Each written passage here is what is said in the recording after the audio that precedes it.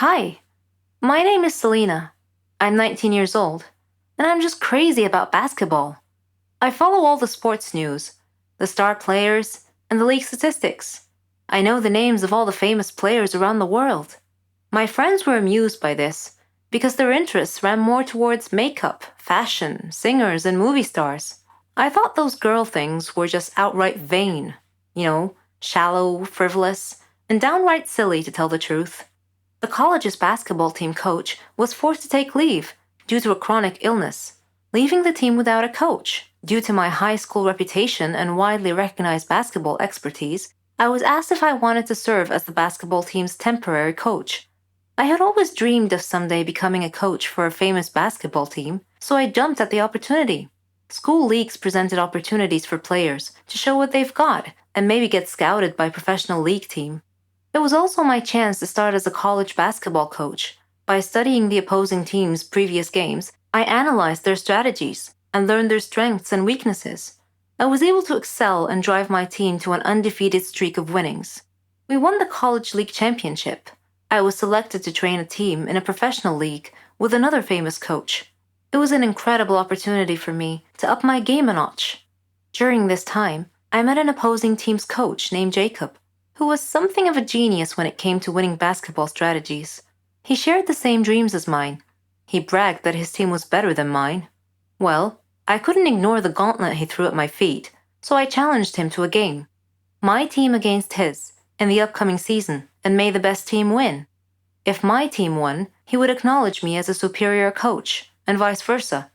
The season began, and both our teams began beating all our opponents. I used these victories to hone my coaching skills to the next level. Both our teams were undefeated until the day we were to face each other in a championship game. The game began, and both teams played hard. We stayed closely matched the entire game. In the final few seconds of play, one of their players got past our defense. He scored a buzzer beat. I was crushed and began to cry, but my team's fans in the stadium broke into a loud applause. They began chanting my name, acknowledging that I have given them a great competitive, entertaining game. Jacob came over to me. I figured he came to gloat, but instead, he got down on one knee and presented me with an engagement ring. I was in shock. The stadium cheered even louder. I may have lost the game that day, but for some reason, I felt like a winner. Before I got on the plane from Barcelona to Tokyo, I emailed the friend I was staying with. Please do not be shocked by my appearance. I look a little bit different. Also, I won't have any money when I arrive. So if you can help me sort it out, that would be great. The stitching on my face looked like someone had killed a black spider but left the corpse there. My appearance was shocking. I gasped with horror whenever I accidentally glimpsed at myself in the mirror. And that was before I even registered that it was me looking back. My face got worse on the plane ride to Tokyo. Whether it was just the cabin pressure or the time that was the bruises take to bloom, but my friend meeting me at a hotel in Tokyo blanched when he saw me.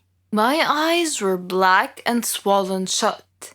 One side of my face was also swollen and bruised, and a long line of black, badly stitched thread ran down my right temple to my brow.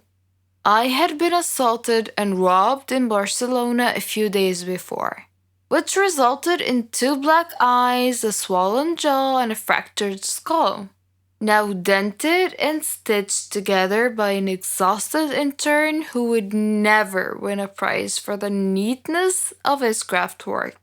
My friend in Tokyo was a lawyer who dealt with the complexities of transitional airline leases and wore tailored suits. We made an odd-looking couple as we went from bank to bank with my passport, trying to get money out or get money wired or just access it somehow. In his flawless Japanese, he negotiated on my behalf as I stood there, my face a grotesque mask. But each time we were rebuffed. In a chilled Starbucks, my friend brought me an iced coffee, which I drank through my straw, and my jaw still hurt, and said, "The people in the bank probably think I beat you up, And I'm trying to drain your bank accounts. That's what it looks like. We tried one more bank, and when they said no, tears burst with some difficulty from my swollen eyes.